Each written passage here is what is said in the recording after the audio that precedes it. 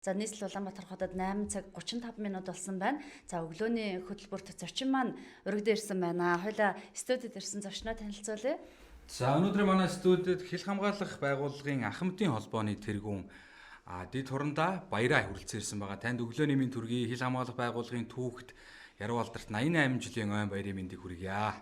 За та бүхэнд баярлалаа. Та бүхэнд баярын мэнд хүргье. За баярлалаа.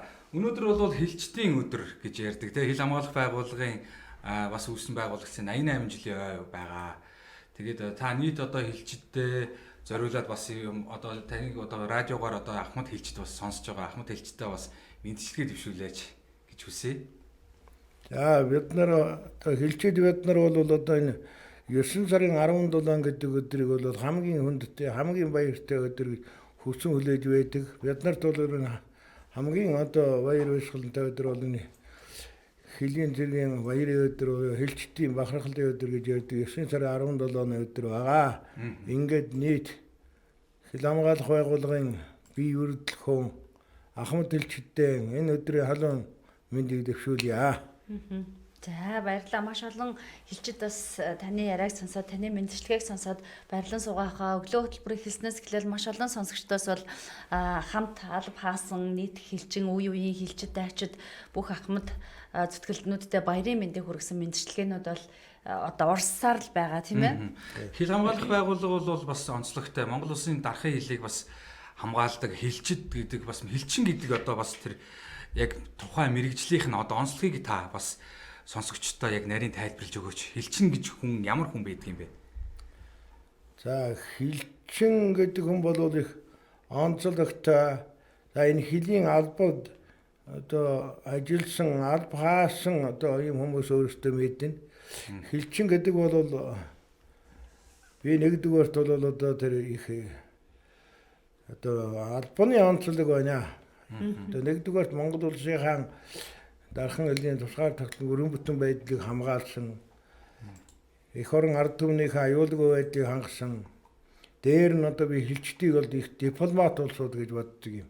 Яагаад гэвэл одоо энэ олон улсын улс төрийн байдал их хүнд байх үед Монгол улсын маань урд хил одоо тэр тайван биш үед манай хилчид одоо энэ урд хил дээр бол одоо дайсан номер гэж яригддаг байсан одоо ийм үед дайм болно гэдэг одоо ингэж байх үед бол алба хаасан.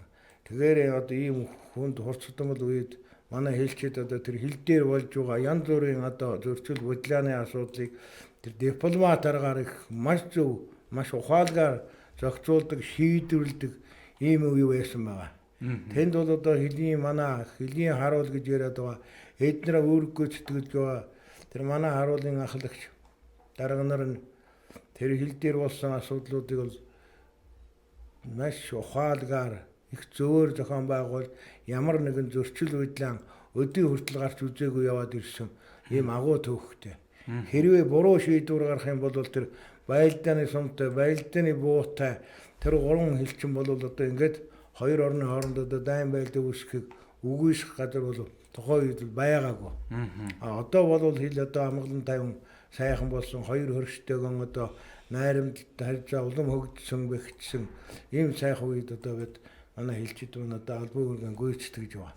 Тэгэхдээ хилчдийн одоо албан үүргийн нэг онцлог өдөр шөнө гэж ялгадаг уу, өвөл зун гэж ялгадаг уу, одоо жилийн одоо дөрвөн улиралд хоногийн 24 цагийн хугацаанд нүд шивжилгүй одоо ингээд үүр гүйцэтгэдэг ийм онцлогтой албан.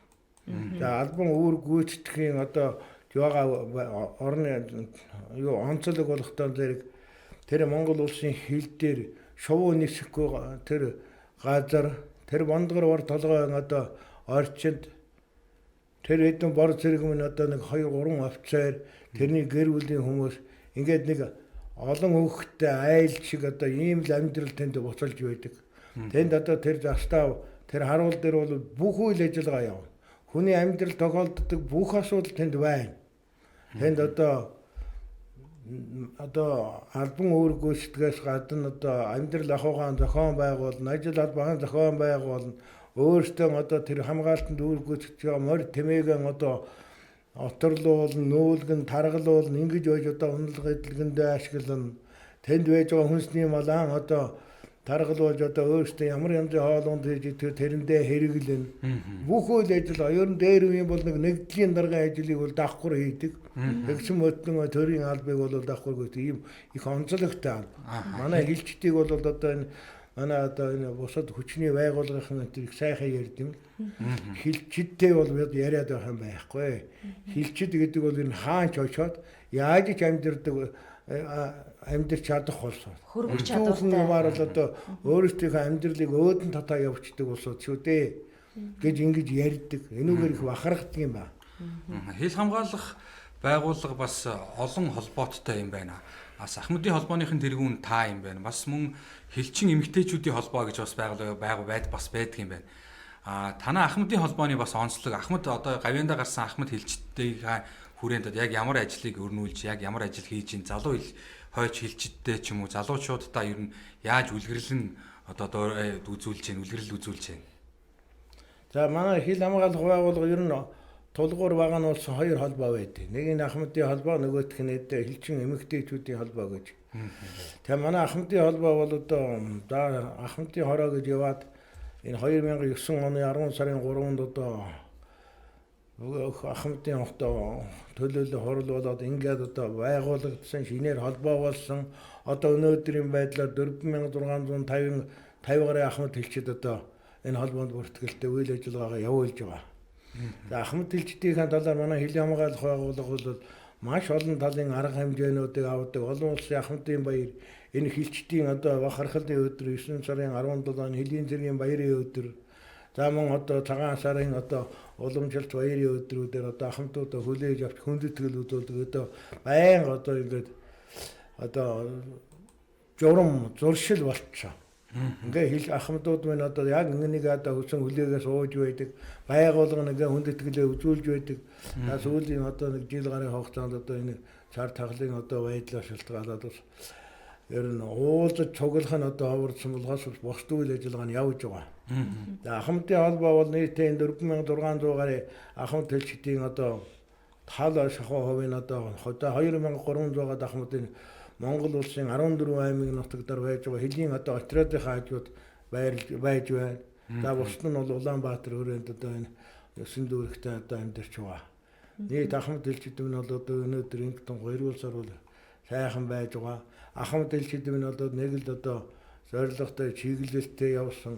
Өнөөдөр энэ одоо бидний залуучууд энэ хил хамгаалах байгууллагын удирдлага бол үнэхээр одоо Ахмадуудын төлөө байнга анхаарч одоо биднэрт байнга одоо дэмжлэг үзүүлж яадаг. Ядаж их баярлдаг. Ахмадууд минь эргээд одоо энэ залуу хилчидтэй одоо их өөрсдийнхөө сурсан мэдсэн ажлын одоо ариун баярлаг туршилгаасаа одоо зааж өгөх, сургах. За ялангуяа тэр хилийн одоо отряд одоо байж байгаа Ахмадууд бол ерөөсө байнга анги отрядтайгаа байнгын холбоотой. Тэр застав харуултаа байнга холбоотой. Үйл ажиллагааг нь байнга дэмжиж байдаг.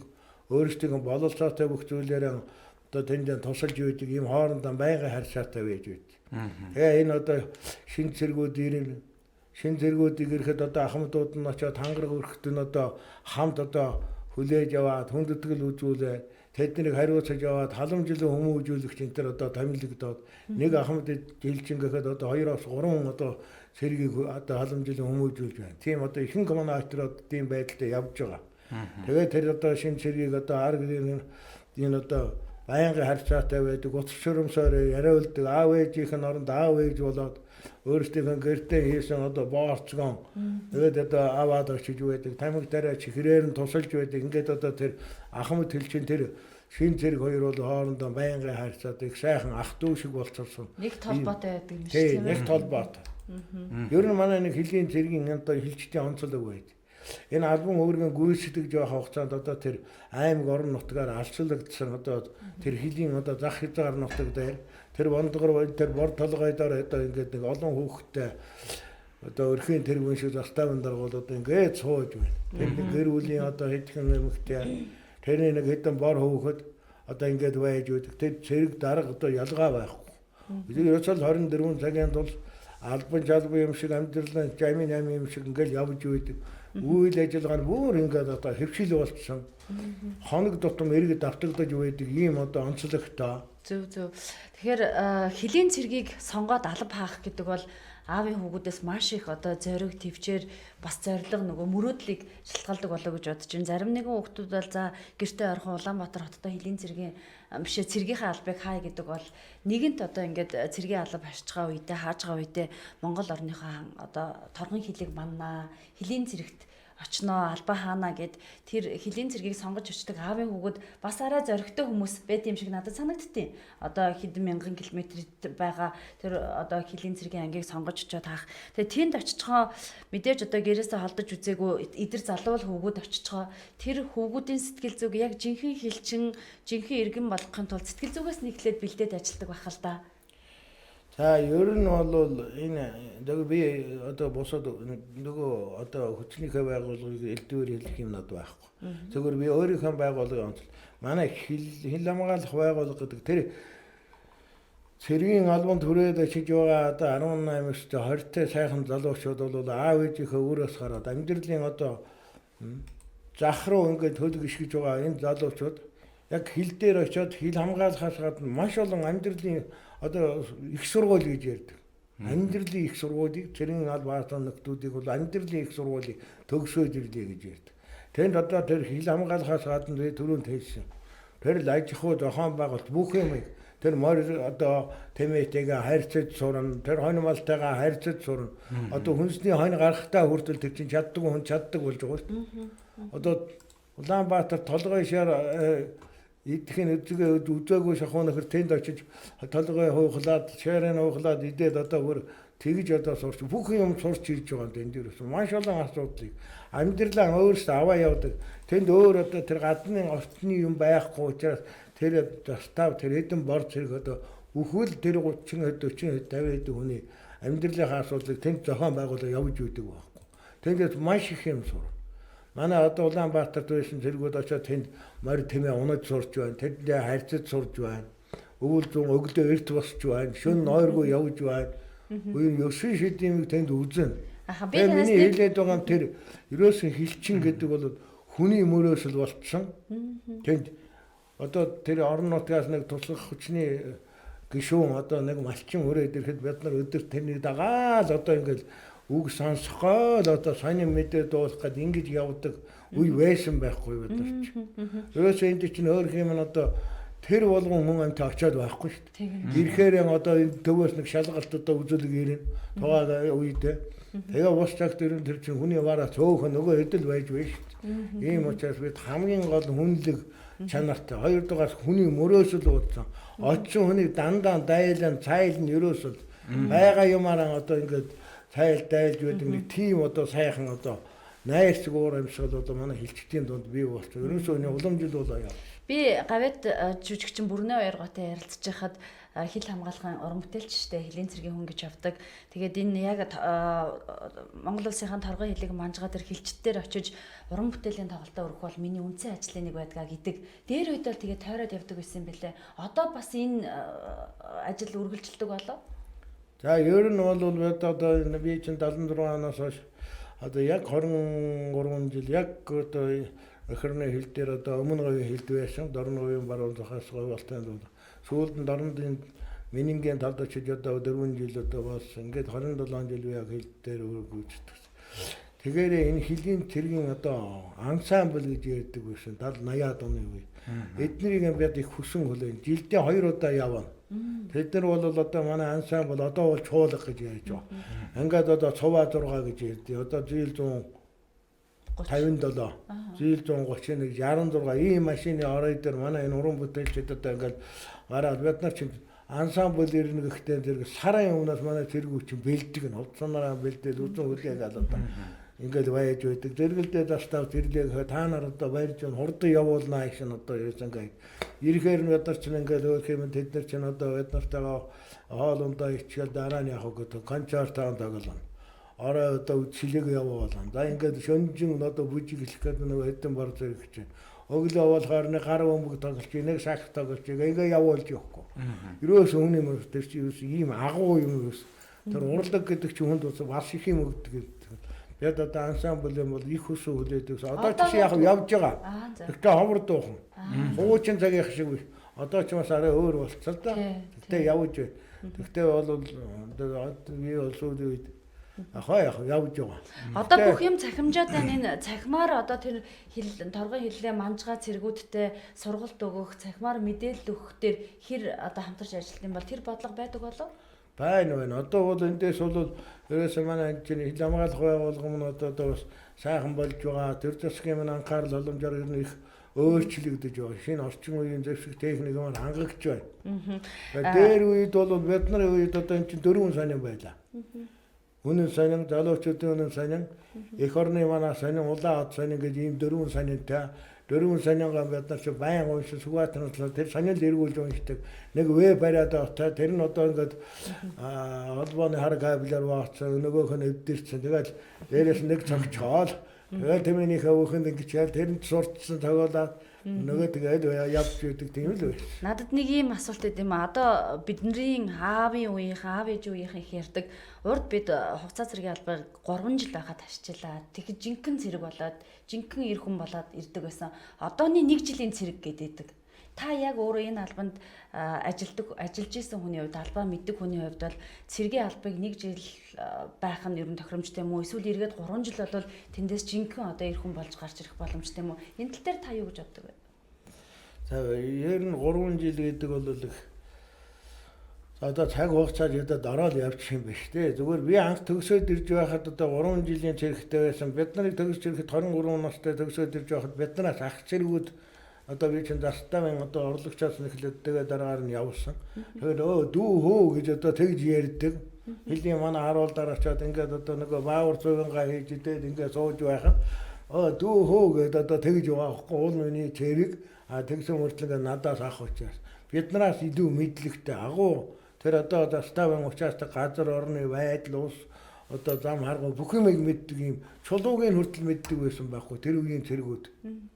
Одоо тэр хилийн баг нь болгон дээрээс одоо нэг чулуу авчраад ингээл тавихад энэ төддөгөр багны чулуу, энэ төддөгөр багны чулуу гэж ярина. Тийм агуу цэргүүд байсан. Тэр 3 жил гэдэг бас хүнд одоо их сайхан юм сурах хугацаа юм байл л.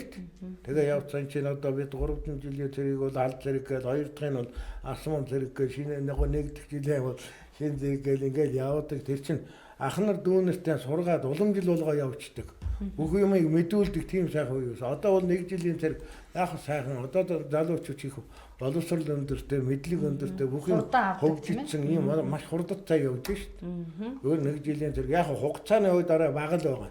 2 жилтэй байхад бол болчмоор санагддаг байна. Тийм байна тийм ээ. 2 жил байх юм бол одоо энэ улсын төсөв хөрөнгө одоо юм хомдаа ч гэсэн одоо ингээд одоо ерөөсөн жилд одоо баахан хувцас сольж юмсаа лавар нэг юмсаа намар үйл болохоор өвлийн хувцас гэж юмсаа ингээд баахан хувцас хэрэгэл дуусаагүй хэрэгцээтэй шаардлагатай сайхан юм ингээд одоо харагдчихл байгаа. Янз янзын байгаа.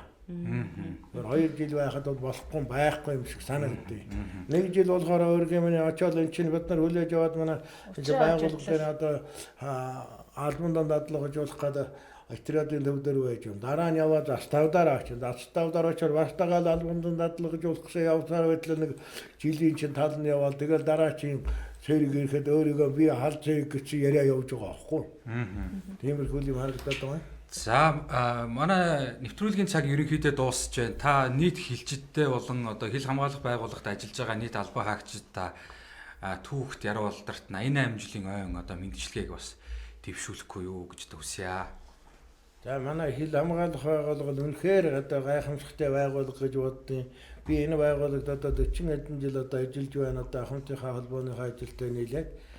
Тэг үнэхээр одоо манай байгууллагын одоо бие үрэлтэх юм бол агуу хүнлэг нөхөрсөг нэгэндээ тусрахыг ийм хамт олон байд юм аа. Ингээд одоо энэ хилчдийн бахархлын өдөр гэж ярьдаг хилийн цэргийн одоо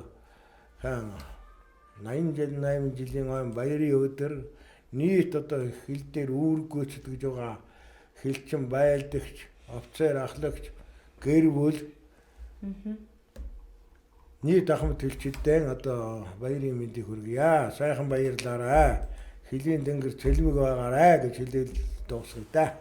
За баярлалаа сонсогчдоо. Улаанбаатар хотод 8 цаг 55 минут болсон байна. Манай өглөө хөтөлбөртөө өглөөний зочноор хил хамгаалах байгууллагын ах мэдийн холбооны тэргүүн дэд хурандаа баяраа оролцлоо.